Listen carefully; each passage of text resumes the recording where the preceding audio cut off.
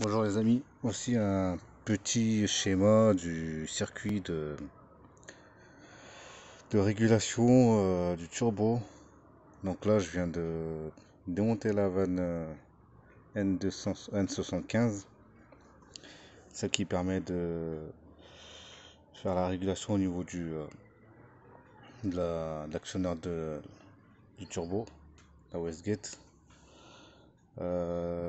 C'est un véhicule de 2002, donc c'est une version A6. C'est une voiture Audi A6 TDI 130, moteur type AWX. Euh, Qu'est-ce que je peux dire? On peut retrouver ce circuit sur les Passat, les Audi A4 B6. Donc c'est un petit schéma qui reprend un peu ce qu'il y a sur mon installation. Donc là, si vous voulez, voilà la pompe à vide là. Le petit tuyau là qui bouge là, bah, en fait à ce niveau-là, c'est un clapet anti-retour là. Donc c'est normal qu'il bouge. Ensuite il y a un gros tuyau qui part sur le master vac, qui met le système en dépression. En même temps, sur un parallèle sur ce tuyau là, il y a un petit T. Un T avec un tuyau qui part. J'arrive pas à le voir. Le T il est où là? Ouais, il est là. Vous voyez ce petit T là? À ce niveau là. Là. Ce tuyau là. C'est le tuyau principal de dépression en fait. Celui-là là. Celui-là. Donc ce tuyau là, il va derrière. Donc il passe par là. Il descend. Il passe par un clapet anti-retour. Et après, il passe par de nombreux petits T. Donc moi je viens de démonter la vanne N75. En parallèle, on retrouve la vanne qui commande ça là, cette vanne là, commande en fait la vanne EGR en fait. C'est qui est ici. C'est le même principe, hein, c'est une électrovanne qui régule la vanne EGR qui a ce tuyau qui se branche dessus. Moi je l'ai désactivé, donc j'ai débranché puis je l'ai bouché ce tuyau en fait pour désactiver la vanne EGR. Ensuite en parallèle on a une deuxième électrovanne qui est située juste derrière là. Donc cette vanne là, cette électrovanne là, c'est la, je sais plus si c'est la N293 ou pas. En tout cas celle-là c'est la N18. Et la vanne qui est derrière, c'est celle qui gère le papillon. Vous voyez le papillon là, ce petit tuyau là. Ce petit tuyau, il est géré, enfin c'est cette vanne qui est là, située de ce côté-là, qui gère le côté d'admission, papillon d'admission. On voit pas très bien. Bon, moi l'essentiel c'est pour démonter la vanne N75. J'avais des pertes de puissance au régime. J'avais changé déjà le CHRA, le turbo, c'est-à-dire la turbine du turbo. Et suite à cela, j'ai eu des pertes du turbo au régime. Et du coup, c'est pour ça que j'ai commencé à filmer pour vous expliquer un peu le fonctionnement. La sphère qui est là, c'est une réserve de dépression en fait. La réserve de dépression en fait est gérée comme ça en fait. Donc là, on a la pompe à vide, la clapet.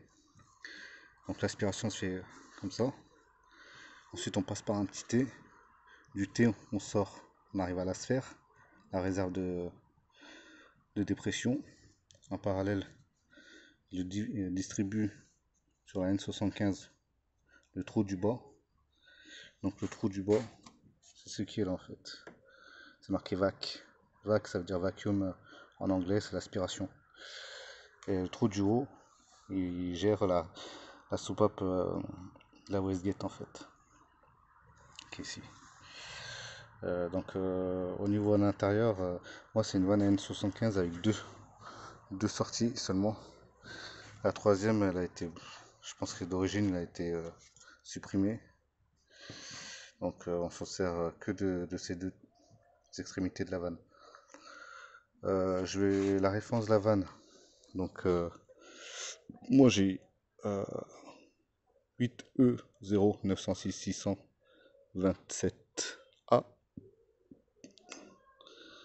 627A. Je vais essayer de voir à l'ohmètre combien elle fait, déjà dans un premier temps. Et je vous reprends. Donc là j'ai repris. Donc là je suis en train de tester la vanne N75. Donc j'ai mis en ohmètre, j'observe, je vois, j'ai 17 ohms. Donc là je l'ai branché et j'observe, j'ai 17 ohms. Ça me paraît un peu bizarre parce que sur les forums, ils me disent que ça doit varier entre 20 et 40 ohms. Donc je soupçonne qu'elle est défectueuse. Donc voilà, j'ai démonté une partie de la N75. Donc moi, c'est une version avec, j'utilise que deux orifices, vacuum et out. La troisième orifice est bouché par un filtre que je viens d'enlever. En fait, un capuchon qui referme un genre de filtre que je vais nettoyer. Et puis voilà quoi. Puis je vais voir pourquoi ça marche pas en injectant une tension de 12 volts. Alors voilà, je viens de démonter la bague qui était au milieu là. Donc comme je vous ai dit, c'est une N75 avec un filtre, enfin c'est-à-dire un filtre, l'orifice, le troisième orifice qui est bouché là. J'ai démonté le filtre, il y avait un filtre intérieur. Donc je l'ai démonté, je l'ai lavé. Donc vous pouvez voir à travers.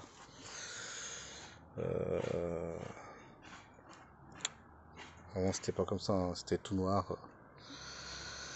Un recadrage. Putain. Recadrage. Voilà.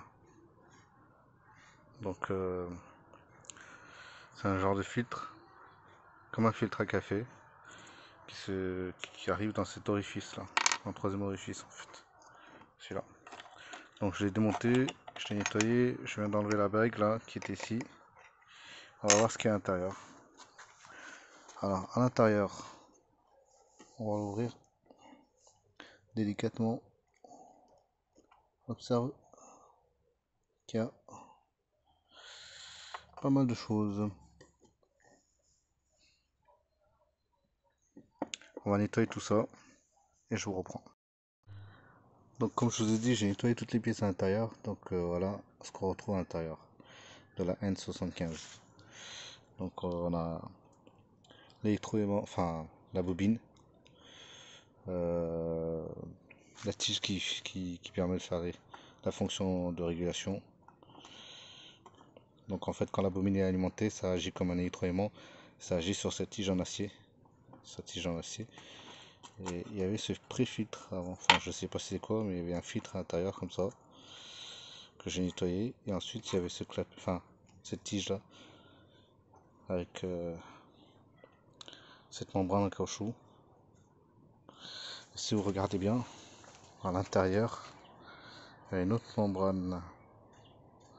Celle-là, à mon avis, elle est calibrée par rapport au type de turbo, au type de Westgate ou actionnaire du turbo installé sur les voitures. Voilà la tige, à quoi elle ressemble.